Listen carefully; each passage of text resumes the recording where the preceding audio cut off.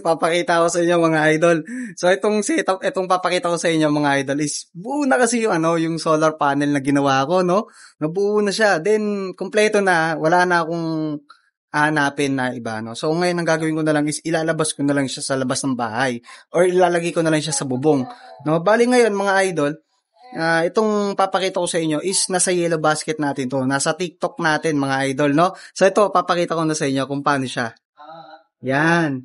So, itong solar panel na to, mga idol, ayan, no? Kita nyo naman, meron siyang silicone na red, no, sa mga gilid niya. Ito yung panel na yan, no? Tapos ngayon, itong LiPo 4 natin, tapos, yung DC breaker, mga idol, tapos SCC, tapos 4,000 watts na inverter, tapos yung ating out galing sa inverter, tapos yung ilaw, no? Ayan. So, papaganahin natin, mga idol. Ayan, i-on natin. Yan. Oh, bumukas na kagad to, no? Pero patayin muna natin, no? Unahin natin itong nasa USB. Yan. So, kita nyo, umilaw. Ito po yun, yung ring light natin. Papailawin natin. Yan. So, ito yung voltage niya, no? 13.1. No? Tapos, yung set natin sa baterya, naka B3 tayo, no? Kasi, lithium yung gamit natin, no? Lithium. Ito kasi, mga idol, itong SCC na to is pang lithium, no? Itong kulay green. So, mga pang lithium yun, mga idol.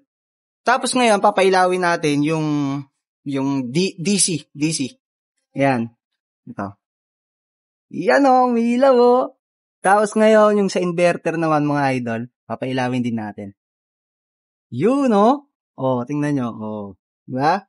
So, ngayon, ito, pag nasa labas na to, itong solar panel na to, so, tataas na yung mga voltage nito. No?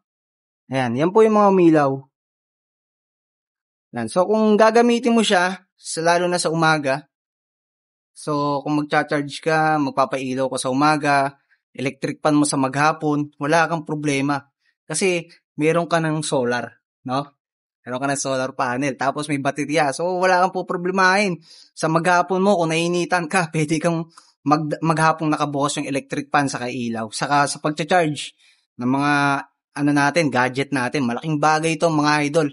So kung gusto mong makatipid sa kuryente, ito yung bagay sa'yo, no?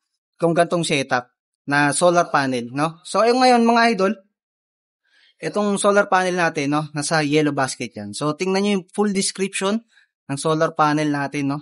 Papakita ko ulit sa inyo to. Yan, yung mga unit. Alright, no? Ang galing, di ba? Ayun, umilaw, oh. Hihi. Yan siya. Ilang volts? 12.8.